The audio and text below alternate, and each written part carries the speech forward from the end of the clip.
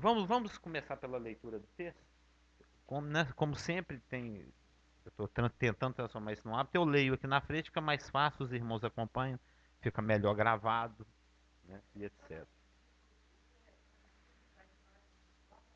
É, satanologia. É, satanologia por mais uns 9 anos aí. A tentação de Cristo. É o peirazo, não é peirazo? É o diabo peirazando Jesus, tá tentando. Nós até hoje veremos a palavra, né? Então vamos ler aqui Mateus 4 e Lucas 4. Tem também Marcos, mas Marcos nós vimos é só uma alusão, né? Uma forma muito sucinta. Mas os detalhes da tentação mesmo nós temos aqui em Mateus 4 e Lucas 4. Vamos ler. São textos paralelos, nós explicamos o sinótico, né? A seguir, ou seja, após o batismo, né, foi Jesus levado pelo Espírito ao deserto para ser tentado pelo diabo. E depois de jejuar 40 dias e 40 noites, teve fome. Então o tentador, aproximando-se, lhe disse: Se és filho de Deus, manda que estas pedras se transformem em pães. Jesus, porém, respondeu: Está escrito: Não só de pão viverá o homem, mas de toda palavra que procede da boca de Deus. Então o diabo levou a cidade santa, colocou-o sobre o pináculo do templo e lhe disse: Se és filho de Deus, atira-te abaixo, porque está escrito: Aos teus anjos ordenará a teu respeito que te guardem, e eles te susterão nas suas mãos para não tropeçares em alguma pedra. Respondeu-lhe Jesus: Também está escrito: Não tentarás o Senhor teu Deus. Levou-o ainda o diabo a um monte muito alto, mostrou-lhe todos os reinos do mundo e a glória deles, e lhe disse: Tudo isto te darei se prostrado me adorares. Então Jesus lhe ordenou: Retira-te, Satanás, porque está escrito: Ao Senhor teu Deus adorarás, e só a ele darás culto. Com isto, o deixou o diabo. E eis que vieram os anjos e o serviam. E Lucas até acrescenta: o deixou até o momento oportuno. Né? É intrigante, né? Versículo 1. Foi Jesus levado pelo Espírito ao deserto para ser tentado pelo diabo. Puxa, meu Espírito está levando Jesus para o deserto, um lugar desagradável, né? Para ser tentado. Viu, Augusto? Mas por quê? Por quê? Porque era vontade de Deus. Deus queria que ele fosse ao deserto. A voz celeste tinha acabado de falar: Esse é meu filho amado. Eu amo meu filho. É o meu filho, primeira filiação, né? É meu, não precisa nem fazer DNA, né? É meu, eu assumo, é meu filho e é amado, eu amo. Então, o Espírito levou o Senhor, aquele Espírito que repousou sobre Jesus após o batismo, né, o Pentecostes particular, o revestimento de poder para iniciar o ministério, que Jesus vai começar o ministério dele agora. Primeiro ele está se qualificando, ele está recebendo o ISO, a aprovação. Lembra que na semana passada nós falamos do ISO, do HTTPS, verdinho ali no canto? Então, primeiro porque era vontade de Deus que ele fosse tentado. Segundo, porque era necessário. É necessário. Vamos ler dois textos que apoiam essa afirmativa de que era necessário que Jesus fosse tentado. Fazia parte do script que Deus tinha para Jesus. Primeira parte do script, você fica sentadinho, quietinho, obedecendo seu pai e sua mãe lá em Nazaré durante 30 anos. 30 anos quietinho em casa. Morando com o papai e com a mamãe. Aos 30 anos, quando ele alcança a idade legal, né, aí ele se identifica com os pecadores e se batiza. Nós vimos na semana passada que Jesus é o homem ideal. Ele é o nosso substituto. Ele é o nosso representante. Ele é aquele que representa a humanidade caída e que providencia o resgate, a redenção, a adoção, a salvação, aquele programa todo de salvação. Hebreus 2,18 diz o seguinte: Pois naquilo, Hebreus 2,18, pois naquilo que ele mesmo sofreu, está falando de Jesus, tendo sido tentado, é poderoso para socorrer os que são tentados. Então, observa, Jesus foi tentado para que ele se qualificasse, para que ele se tornasse um socorrista qualificado, alguém que presta socorro. Opa, eu estou sendo tentado. Opa, vou buscar auxílio naquele que já foi tentado em tudo e venceu. Hebreus 4, 15 e 16. Hebreus 4, 15 e 16 diz o seguinte: Porque não temos um sumo sacerdote que não possa compadecer-se das nossas fraquezas. Os irmãos sabem que nós, lá no deserto, tinha o sacerdócio aarônico, né? As famílias de Coate e Merari, todas aarônicas, eles que prestavam o serviço ali no tabernáculo. Hoje em dia, o sacerdócio é segundo a ordem de Melquisedeque. O mesmo livro de Hebreus ensina sobre isso, é um outro estudo. Nós fazemos parte desse sacerdócio. E aquele que nos comanda, né, o nosso sumo sacerdote, é o Senhor, Jesus Cristo. Então, Hebreus 4, 15 e 16 fala o seguinte: Porque não temos um sumo sacerdote que não possa compadecer-se das nossas fraquezas. Ou seja, ao contrário, nós temos um sumo sacerdote que se pode compadecer das nossas fraquezas. Por quê? Porque ele foi tentado em todas as coisas. Os irmãos lembram que nos relatos aqui de Mateus e Marcos, Mateus e Lucas 4, 3 tentações são citadas, são descritas, são relatadas. Mas foram 40 dias sendo tentado. Ele ficou 40 dias sendo tentado. Foram inúmeras tentações. O Espírito Santo selecionou essas 3 e publicou essas 3 com um propósito específico. Nós vamos ver por quê. Tanto é que existem aparentes contradições. Porque o Mateus fala, por que você não fala que estas pedras se transformem em pães? E Lucas já cita, por que você não transforma essa pedra em pão? Porque Jesus, o diabo bateu nessa tecla várias vezes. Ele tentou Jesus na sua necessidade básica, né, na fome, várias vezes. Lucas cita uma delas, Mateus cita outras, mas foram várias tentações. Antes, foi ele tentado, Hebreus 4,15, em todas as coisas, a nossa semelhança, mas sem pecado. Acheguemo-nos, olha a consequência de Jesus ter sido submetido à tentação, hein? Como é que é importante.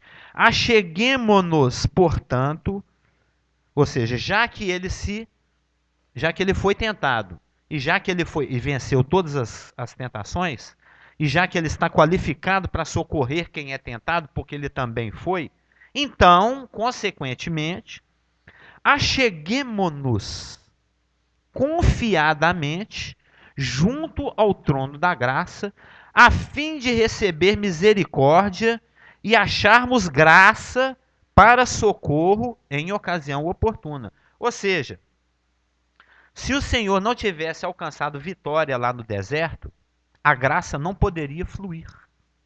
Observa aí o versículo 16. Acheguemo-nos, portanto, né, já que ele em todas as coisas foi tentado, mas não pecou, então podemos nos achegar confiadamente. O cara sabe como é que bate ali na bola para marcar o gol certinho no ângulo. Me ensina aí. Né? Ou seja, se Jesus não tivesse vencido o diabo no deserto, a graça não poderia ser doada nesse momento. Não teríamos ocasião oportuna. O Isaac chegaria lá, ajoelharia no quarto dele lá, Senhor, me perdoa, nossa, eu comi demais lá na hora do reio, eu pequei pela gula, Senhor. Aí o Senhor ia virar para ele e falou, filho, você desculpa aí porque eu também caí nessa. Não posso te ajudar. Não ficaria ridículo? O inimigo transforma essa pedra em pão. E Jesus, não tem ninguém vendo mesmo? Transformava a pedra em pão, comia ali. Depois fingia de besta, né? Fingia de ego. Faz de conta que eu ainda estou em jejum. Ele não teria vencido a prova, mas ele venceu a prova. Então ele pode te socorrer. Naquilo que você é tentado, você pode se achegar ao trono da graça dele, porque o favor está disponibilizado, porque ele venceu. Se ele não tivesse vencido, ele não estaria qualificado. Ele não teria o ISO de Deus, a certificação. Então, ser tentado foi necessário, porque senão ele não se qualificaria. Né? Mas ele obteve sucesso onde Adão e Eva falharam e aonde Israel falhou. Em entender o relacionamento com Deus. E entender que o relacionamento com Deus se baseia em obediência. Carlos Augusto quer usar o microfone aqui? Então fala alto, hein? Desconfiadamente eu posso ampliar, por exemplo, nosso celular de casa, que é aqui, eu vim orando. É bom. Aí, o confiadamente, dispense que, com certeza, está Deus vivo. Claro, óbvio. Qualquer circunstância. Absolutamente em qualquer circunstância. Tanto que é o assunto de hoje. Vamos lá. Ó. Confiadamente. Guarda confiadamente aí. Essa palavra vai ser importante. Ter confiança, né? O versículo fala, porque na semana passada nós já estudamos vários aspectos, a questão do deserto, tal, dos 40 dias, do jejum. Hoje nós vamos entrar no diálogo propriamente dito, né? Sendo tentado pelo diabo. Nós vimos que a forma grega, né, o verbo aqui é peirazo.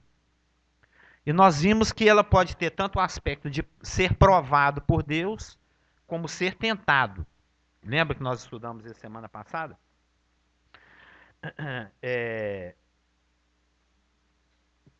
Quando Jesus foi tentado, Satanás é óbvio, como se diz, você não mexe no time que está vencendo, né?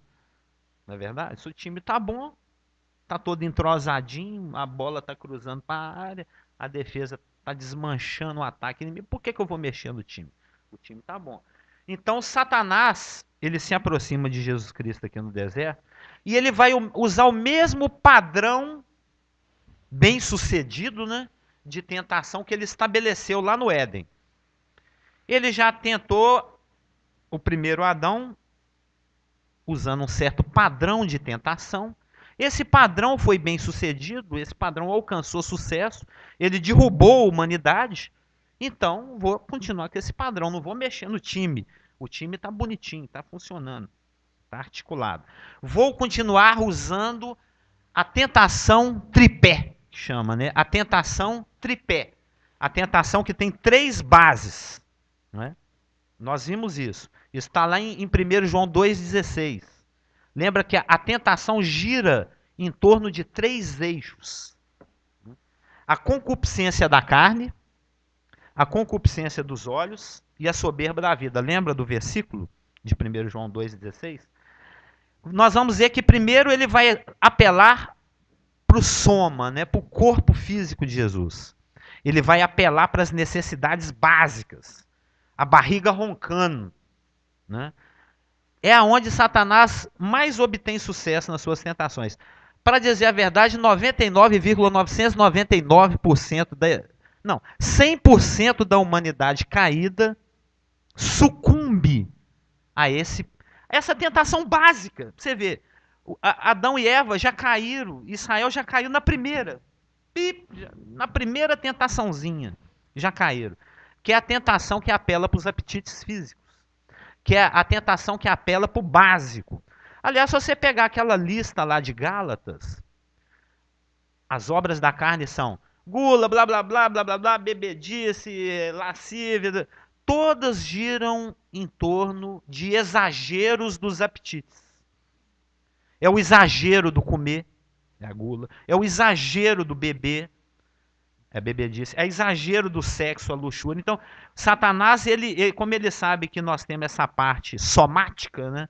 O corpo, e o corpo é muito terreno, é muito pó, é muito chão, né? É muito matéria. Então, é a parte mais facinha de pegar. 100% da humanidade está escravizada só Nessa, não tem a tecla, né? Só nessa primeira, só no dó, só no A, só no A, B, C, só no 1, 2, no beabá do diabo, só a primeira letrinha já é suficiente para ele dominar a humanidade inteirinha.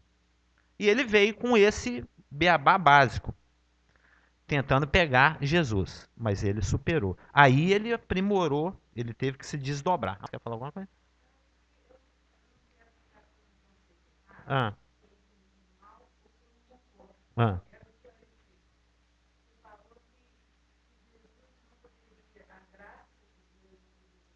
Fluir se ele não tivesse obtido vitória.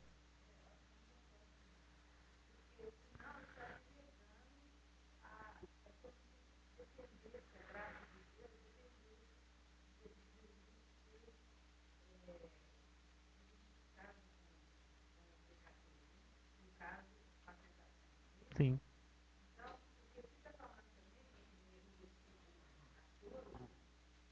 Lá de Hebreus?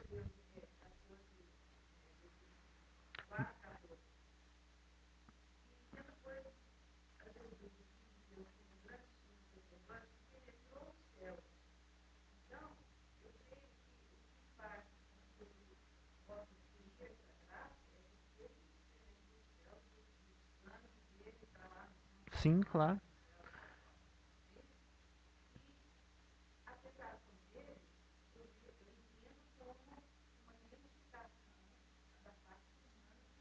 Sim, com certeza.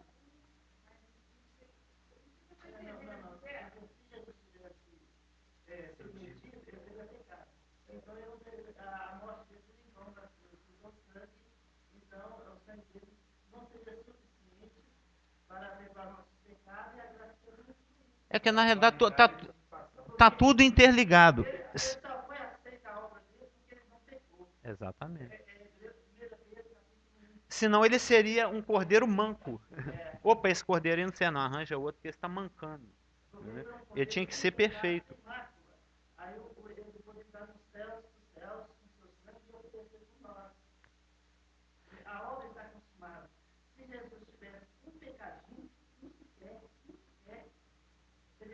É, ele já seria uma ovelha manchada, manca.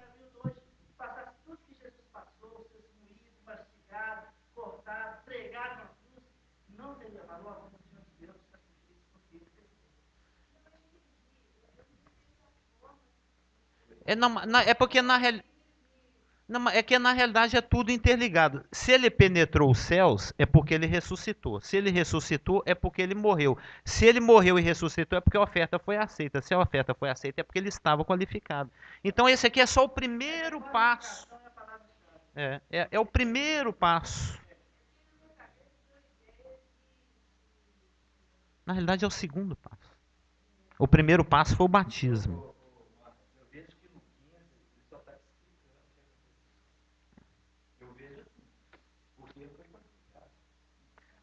Hum,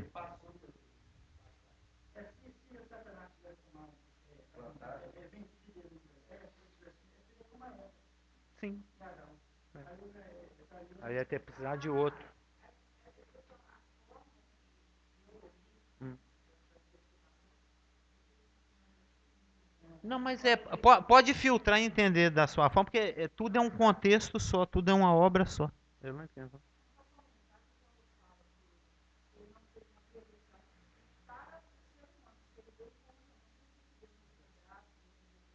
Claro. Isso é só o que flui, como consequência.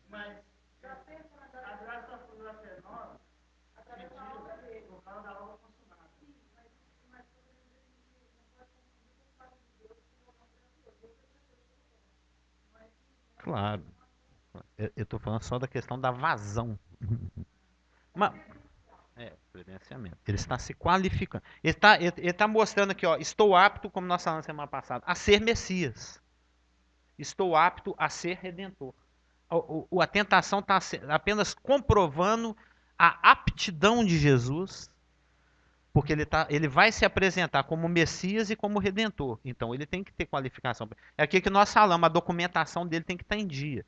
Para ele jogar no Campeonato Brasileiro, ele tem que ter pelo menos 18 anos. Então, por isso que ele apresentou a genealogia. É porque é um contexto Um macro contexto é batismo, genealogia, tentação. Então tudo é uma questão de qualificação. Ele tem a documentação em dia, ele já passou pelo ritual do batismo e agora ele vai se mostrar qualificado na tentação, para poder consumar a obra, que o permitirá adentrar os céus, que o qualificará como socorrista. Existe essa palavra, não existe? É só a qualificação de socorrista dele que está sendo apresentada, assim, vamos dizer. Sim, claro. Nem que ele não tivesse oportunidade de mostrar a graça dele, que só graças a Satanás é que ele está podendo mostrar, né? Porque se Satanás não derrubasse anjos e homens, Deus não teria essa oportunidade. Que é o que foi nós vimos lá uns 3, 4, sei lá, semanas. Mas de qualquer maneira, Satanás vai tentar Jesus usando a mesma base de tentação que ele estabeleceu no Éden. Que, aliás, é a base de tentação dele, gira ao redor desses três eixos, que é a concupiscência da carne, concupiscência dos olhos e a soberba da vida. Um atinge o corpo, que é a concupiscência da carne, o outro atinge a alma e o outro atinge o espírito. A concupiscência da carne apela para o corpo, apela para o apetite físico. Ele chegou para Eva e falou: você pode comer da árvore. Ele chegou para Jesus e falou: você pode comer pão. Está apelando para o apetite físico, a concupiscência da carne. A concupiscência dos olhos, que apela para a alma, né, que apela para o intelecto e para as emoções, é aquela que é a tentação que aponta para o ganho pessoal. Né? Você vai lucrar. Ele fala para Eva: pode comer que você não morre. E ele fala para Jesus: pode pular que você não machuca. Você tem um ganho pessoal aí. Ele está apelando para a sua alma.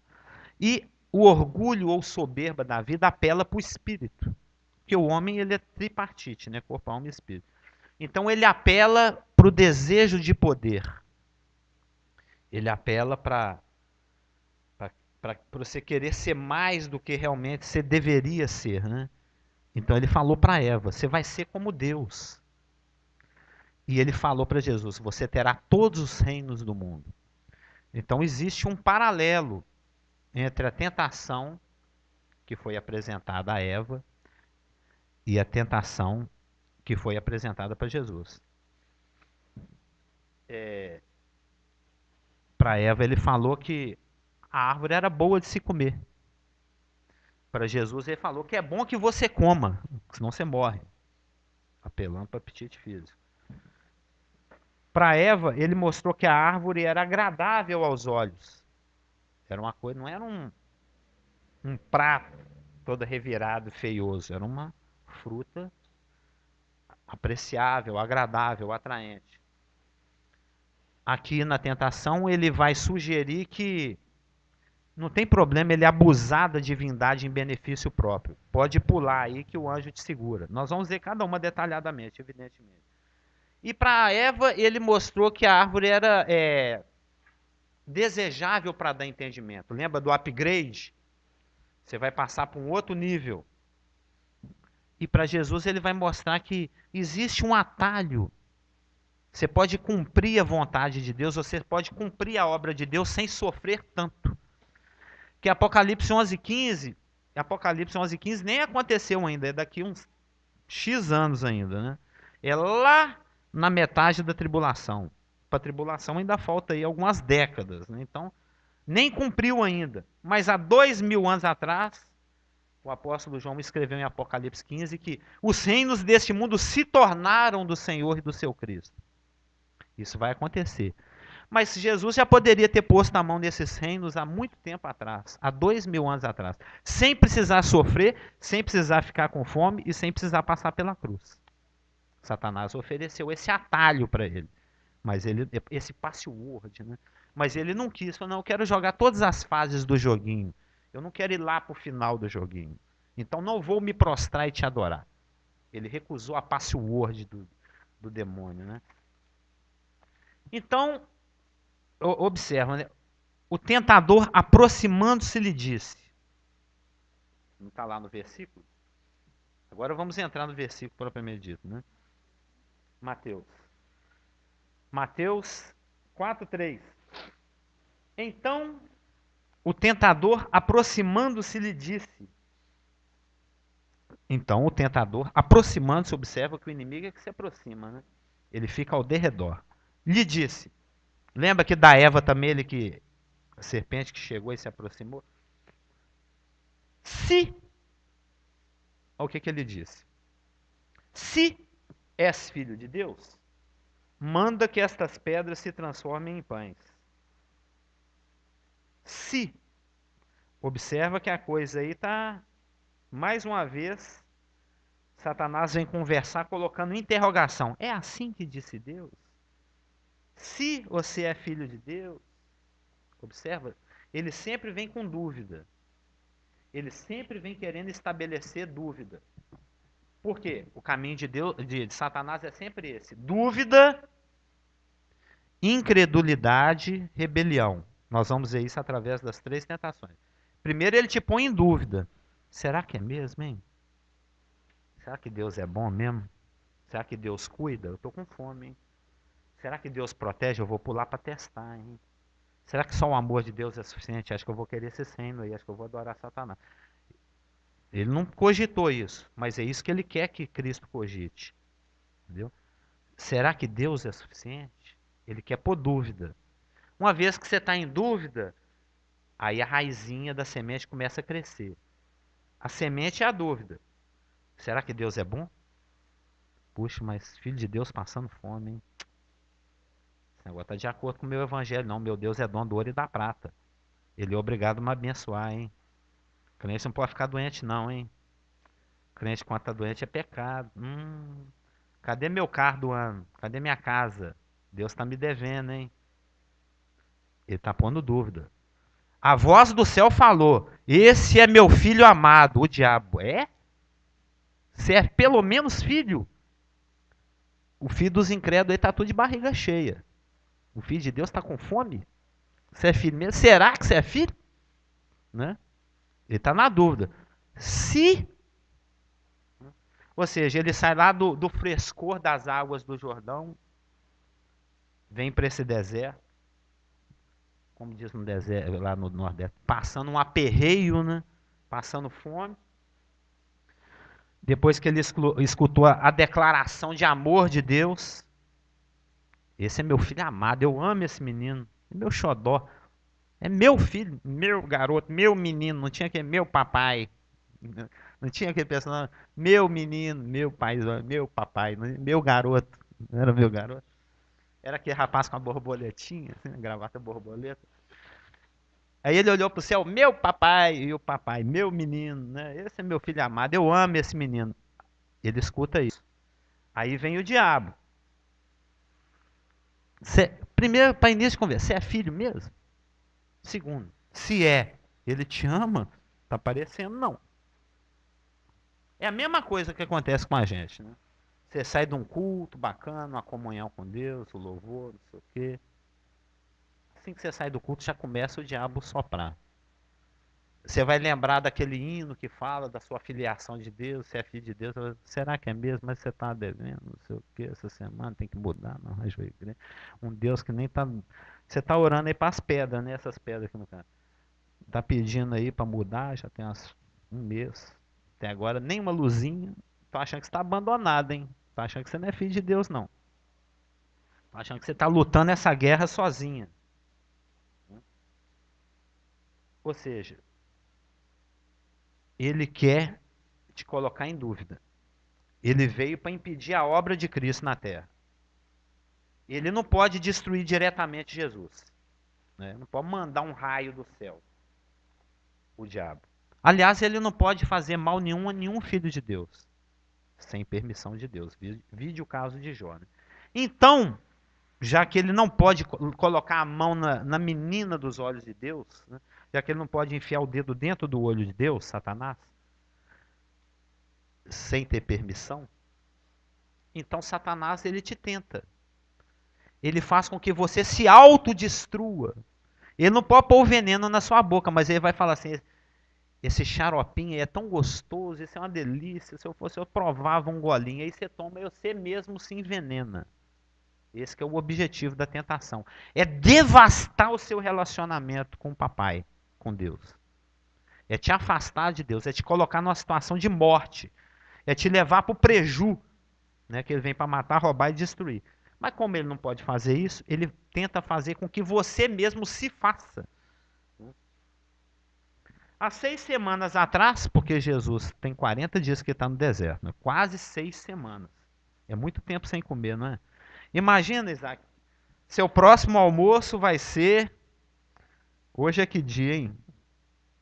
Hoje é dia 10, né? Dia 17, ó. Você pensa que vai chegar em casa e vai comer hoje, né? Não, mas você vai vir no culto de domingo que vem, no outro culto do dia 24, no outro culto do dia 31, vai vir também no culto do dia 7 de agosto, no culto do dia 14 de agosto, e 2 dias depois do culto do dia 21 de agosto, daqui 6 semanas, aí na terça-feira, aí você espera mais 2 dias, aí você almoça. Dá para ser feliz? Dá para esperar? Você só vai almoçar pensando que é hoje, mas não é, só no dia 23 de agosto. 6 semanas sem comer nada. 6 semanas. Mas Deus tinha falado: esse é meu filho amado. A Ilane tem 6, só vai pôr comida no seu prato dia 23 de agosto, mas ela te ama. Você vai começar a ter dúvida a respeito disso. Não vai? Tô achando que a mamãe me abandonou. Tô achando que ela não gosta mais de mim. Lembra, Satanás, ele usa a circunstância oportuna. Ele vai chegar em você nesse momento em que você praticamente está até com raiva dela. Né? Com fome é o mínimo. Né? Então, há 6 semanas atrás, e a fome, vamos ver se a fome me deixa lembrar disso, né? Deus tinha falado, declarado a filiação de Jesus. Ele é meu filho. Deus tinha declarado. Há 6 semanas atrás, se é que a fome me deixa lembrar, Deus falou, papai falou que me ama. Deus declarou o amor dele por Jesus Cristo. Esse é meu filho amado. Declarou, ele é meu filho, eu assumo, não precisa fazer DNA, é meu filho. Eu amo esse menino. Ele declarou também o amor dele por Jesus. Ele também declarou a satisfação que ele tinha pela obediência de Jesus. Ele só me dá alegria, eu tenho prazer nesse menino. Esse é meu filho amado em quem me comprazo. Olha como ele é obediente, olha que lindo, que fofo. Jesus é fofo, ele obedece tudo, tudo que eu mando ele faz. Eu me comprazo nesse menino. Então, há 6 semanas atrás, se é que a fome deixa Jesus lembrar, né? Deus havia declarado a filiação eterna, ele é filho de Deus. A filiação divina e eterna. Havia declarado o amor dele, é meu filho amado. E havia declarado a satisfação que ele tinha, o Senhor, Deus, o Pai, pela obediência do filho. Eu me comprazo nesse menino. Aí Satanás vem com as palavras dele. Com uma única afirmativa, hein? Olha como ele é sintetizador das coisas. Só com essa frase: se és filho de Deus, manda que estas pedras se transformem em pães. Com uma única frase, Satanás está tentando neutralizar tudo isso que Deus tinha havido falado. Que ele é filho, que ele é amado e que Deus está satisfeito com ele. Porque ele vem com si. Sendo que você é filho de Deus, então por que você está com fome? Ele está questionando a filiação de Cristo. Será que você é filho mesmo? Se é que você é filho, então ele está questionando. Observa, tudo que Deus fala, Satanás contradiz. No dia em que dela comerdes, certamente morrerás. Não foi o que Deus falou com Adão? No dia em que dela comeres, certamente morrerás. O que ele falou com Eva? Que isso? É certo que você não vai morrer. É lógico que você não vai morrer. De jeito nenhum. Que papo furado de Deus. Deus fala, é certo que morrereis. Você fala, é certo que você não morre. Você é meu filho. Você é filho mesmo, será? Com essa barriga roncando? Passando essa fome toda? Que eu saiba, pai que é pai, cuida. O próprio Jesus mais tarde vai falar, que pai é esse que seu filho pedir pão, o pai da pedra? Se o se o filho pedir peixe, o pai dá serpente. Né? É o mínimo que um pai faz pelo filho, é alimentar, o mínimo. Né? Então Satanás está pondo em dúvida a filiação. Será que você é filho mesmo? Satanás vai fazer com essa frase também, está tentando fazer com que Jesus Cristo desacredite, não acredite mais no amor de Deus. Será que o amor de Deus protege? Será que o amor de Deus guarda mesmo? Será que nós podemos acreditar na fidelidade de Deus? Ah, pode? Então pula aí, vamos ver. Se Deus é fiel, se Deus guarda, se Deus protege, pula. Pula que ele te segura. Ele está tentando desacreditar o amor do Pai. Porque o Pai falou, eu amo. Satanás está questionando, ama mesmo? Então pula. Se ele amar, se você vir um perigo vindo em direção ao Natan e você tiver ao seu alcance livrá-lo disso, eu acho que você livra, não livra? Você tá, por exemplo, tem uma vez que eu, o Guilherme e o André, nós estávamos desmontando um guarda-roupa. Não sabíamos que lá em cima do guarda-roupa tinha uma máquina de datilografar, daquelas pesadíssimas. E ela veio escorrendo assim para cair em cima do coco do Guilherme. Eu acho que ele ia cair desmaiado ou morto no chão, porque a máquina era muito pesada. E a gente desmontando o armário, e aí aquele treco veio escorregando. Falei, para acertar a cabeça do Guilherme, nós vamos ter que parar o desmonte desse guarda-roupa e ir para o pronto-socorro. Eu meio que, pondo em risco a minha própria canela, né? Eu pulei em direção à máquina e afastei ela dele. Falei, putz, quase que você toma uma maquinada de escrever na cabeça. Ou seja, estava ao meu alcance livrá-lo e eu o fiz. Por quê? Porque eu o amo. O que Satanás está falando, se você pular aqui, e se Deus realmente te ama, ele vai te proteger. Ele vai mandar anjo te guardar. Ele está questionando o amor do Pai, assim como ele questionou com as tentações a filiação divina de Jesus Cristo. E ele vai também tentar, já que Deus é Pai, ele está querendo negar que Deus seja Pai. Já que Deus ama, ele vai querer negar que Deus ama. E já que esse filho agrada pela obediência, esse é meu filho amado em quem me compraz, então eu vou tentar fazer dele um menino desobediente. Eu vou fazer, é aquela má companhia, né? Eu vou transformar esse menino, ele vai ficar um menino ruim. Eu vou transformar ele em bandido, ele vai ser um bad boy. Eu vou fazer ele se desviar da cruz e assumir os reinos do mundo por conta própria. Ou seja, quando ele falou assim, tudo isso te darei se prostrado me adorares, ele está falando assim, rebela, só. Chuta a vontade do Pai para lá, faz do seu jeito. Seja desobediente, desagrade o Pai. Faça com que ele não tenha mais prazer em você, irrite o papai. Deixa ele nervoso, faz o negócio do seu jeito, seja rebelde, faça como eu, seja Satanás, seja rebelde. Transforme-se de Lúcifer em Satanás. Ele está convidando Jesus para jogar no time dele. Nós vamos ver, é a terceira tentação.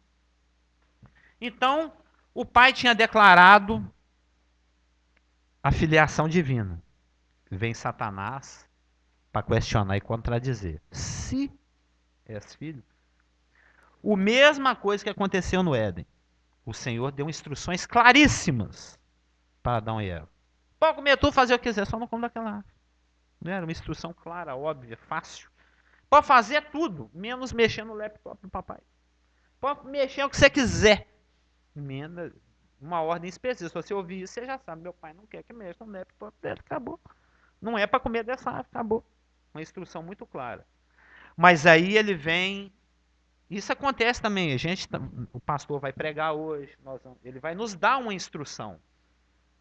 A doutrina, que é a mente de Deus, que é a forma como Deus pensa, que é a forma como Deus quer que nós vivamos, que é a forma como Deus quer que as coisas aconteçam, vai ser exposto. E você vai ter uma escolha. Eu posso agir de acordo com a vontade de Satanás, ou posso agir de acordo com a vontade de Deus. O caminho de Deus é vida, o caminho de Satanás é morte. Então tem aquela instrução clara. Não come da árvore, fica com fome até a hora que eu quiser. Eram as instruções de Deus, para Adão e Eva e para Cristo. Fica aí com fome até a hora que eu quiser. Isso não muda o fato que eu te amo, nem que você é filho. E nem de que eu estou agradado de você.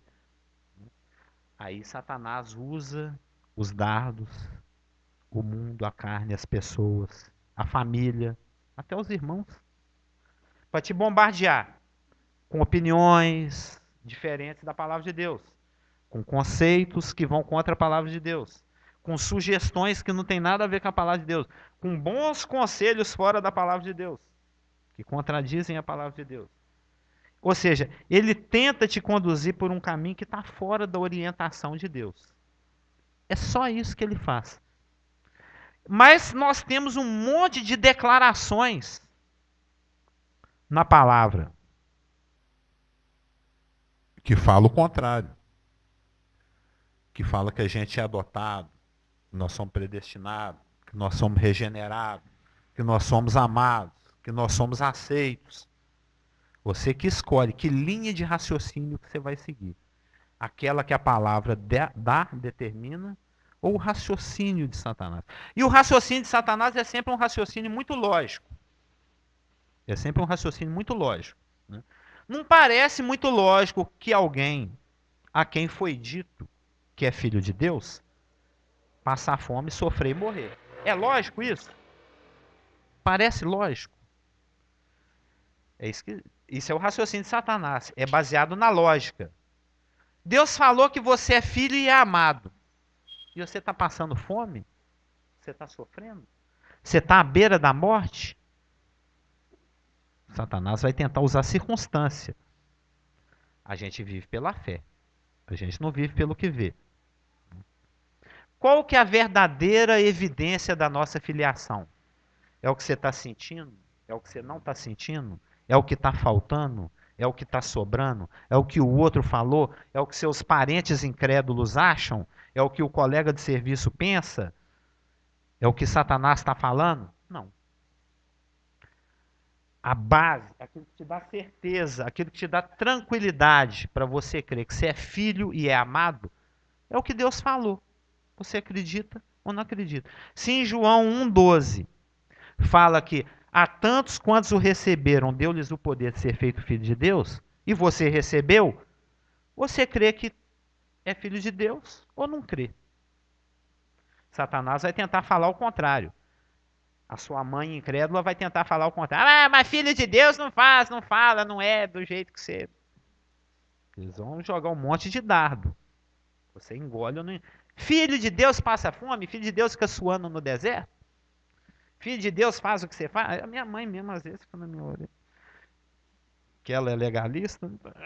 Tem que fazer a coisa assim, porque senão você é a cachorra que voltou pro vomito. Esse é o evangelho segundo São Tanás. Porque o meu não fala, o meu fala de graça, fala de um monte de outra coisa, fala de aceitação, fala que eu sou amado, fala que para ser filho de Deus eu não tenho que fazer minha parte. Efésios 1,5 diz o seguinte: que Deus nos predestinou para Ele, para a adoção de filhos. Gálatas 4,5 fala o seguinte: para resgatar os que estavam sob a maldição da lei, a fim de que recebêssemos a adoção, para resgatar os que estavam sob a lei, a fim de que recebêssemos a adoção de filhos.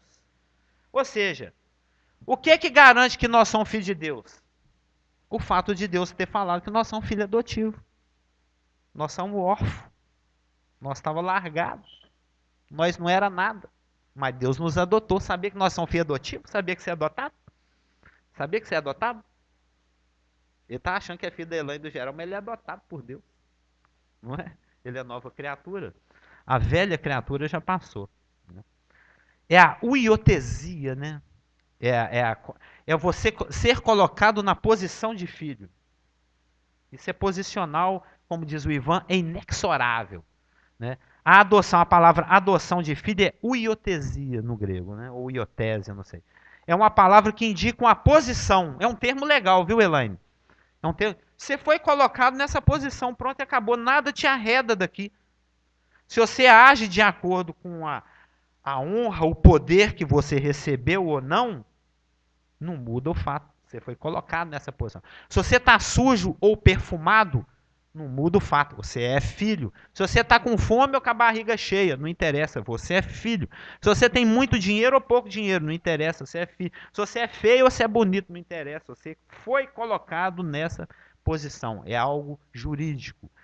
É algo que vem como consequência da obra consumada. Você não muda isso. Ah, eu acho que eu não sou filho. Você continua sendo filho. Ah, eu acho que eu perdi a salvação porque eu pequei muito feio. Você continua sendo filho. Ah, eu acho que eu não mereço todos esses dons que o Senhor me deu. Eu vou viver a vida cristã na marra, na força do casamento. Você continua sendo filho. Nada vai mudar o fato que você é filho. Deus declarou: esse é meu filho amado. Eu estou com fome, você continua sendo filho. Ah, eu sinto que eu não sou filho, você continua sendo filho. Ou seja, independente de circunstância, de sentimento, de emoção, se você entende ou não, se as suas posses materiais são muitas ou não, se você tem saúde física ou não, você é filho. É posicional. Hum, hum, é.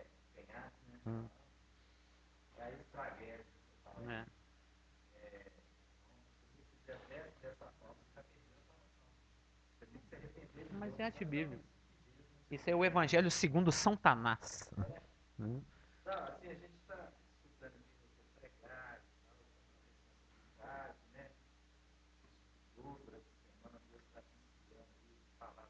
Iluminando.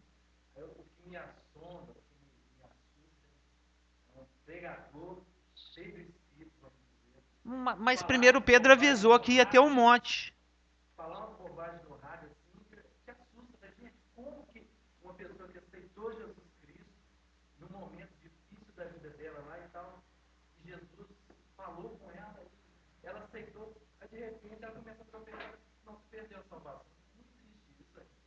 É o Evangelho segundo São Tanás. É porque tem muito cristão que imagina que porque você é filho de Deus, você tem direitos adquiridos. Né? Eu sou filho de Deus, eu tenho direito adquirido. Deus tem que me manter rico, sempre saudável e imune a sofrimento. Não é? Tem igreja que prega isso. Quando você se torna filho de Deus, agora beleza, agora você é rico, saudável e imune a sofrimento. Mas essas expectativas, elas são antibíblicas. Isso é o Evangelho segundo São Tanás. A Bíblia não ensina isso. Que depois que você nasce de novo, Deus é obrigado a te enriquecer. Isso é muito judaico, né? Que você vai ser rico, não vai ter doença e não vai sofrer. É o contrário. Né? A Bíblia fala que se você tiver o que comer, o que vestir, fica contente. A Bíblia fala que se você quiser seguir piedosamente a Cristo, você vai padecer perseguição. A Bíblia fala que no mundo você vai ter aflição. A Bíblia fala que você ficar alegre, porque você é coparticipante dos sofrimentos de Cristo. Aliás, agora é hora de começar o juízo pela casa de Deus. Entendeu? A Bíblia fala também que, só para fechar, uma promessa que o Senhor fez para a igreja que ele mais amava. Lembra que nós estudamos as 7 igrejas? Qual que era a igreja mais ali no centro da vontade de Deus? A de Esmirna. A igreja que dá 100% por Jesus, até a própria vida física. Olha que promessa maravilhosa, segundo o Evangelho do São Tanás, não tem nada a ver. Irmão, Deus é dono do ouro e da prata, Deus te abençoa com ouro e com a prata. Se você não está abençoado, dá tudo que você tem no seu bolso, que Ele vai te abençoar, porque Ele é obrigado a te abençoar, e se você está doente é porque você está pecando. Porque o evangelho que é pregado hoje fala que imune a sofrimento, sempre saudável e rico. Né? Carro do ano. O que ele prometeu para a igreja mais íntima dele, a de Esmirna. Apocalipse 2,10. Não temas as coisas que tens de sofrer. Eis que o diabo está para lançar alguns dentre vós em prisão, para ser expostos à prova. Tereis uma tribulação completa, total, com todos os itens, de 10 dias. Ser fiel até a morte, só isso, morra. E eu vou te dar a coroa da vida. Eu estou te pedindo para você ser fiel até morrer mesmo. O cara vai te besuntar de óleo e pôr fogo, vai te jogar na boca do leão, com aquele bafão te comendo. triturando os seus músculos, arrancando os seus ossos, comendo as suas tripas e sua cabeça. Ser fiel até a morte. É só isso. Tá vendo? Que evangelho é? Esse é o verdadeiro evangelho. Deus prega uma realidade. Ser filho de Deus é uma coisa. O que você sente, o que você passa, o que você tem, o que você sofre, é outra história. Paulo escreveu para Timóteo: toma um pouquinho de vinho misturado com água por causa do quê? Das tuas frequentes enfermidades. Um cara tão dedicado ao evangelho, que era Timóteo, e as enfermidades dele eram constantes. O pastor, se não tomar o remédio para pressão, ele cai duro, fedendo no chão. Por quê? Não tem promessa. Falei, tirarei todos os seus problemas. Não existe isso. Paulo tinha uma doença, ele tinha uma cegueira quase total, que a palavra chama de espinho na carne. Ele vivia orando: Senhor, cura minha cegueira, cura minha cegueira, cura. Não, não vou curar. Vou te dar graça para você conviver com ela. Porque a graça é suficiente. A minha graça te basta. É isso que Deus faz. Ah, você está com problema, está com o bolso furado, está sem dinheiro, está com problema de saúde, está sofrendo? Graça. Se vira com ela. Ela é remédio para tudo. Para bolso vazio, para doença e para sofrimento. É só você saber usar. Leia a bula. É só você ler a bula. Lê a bula e usa o remédio direitinho. Pronto. O problema é solucionado. Vai vir dinheiro, vai vir saúde, vai acabar sofrimento? Não. Você vai ter graça para conviver com essas questões. Ou o Senhor pode dar mais graça ainda e te livrar do problema de saúde, do problema financeiro e do sofrimento. Aí depende da questão de soberania. No momento, o que Deus quer é que Jesus continue com fome no deserto. Nesse presente momento. Nós vamos ver por quê.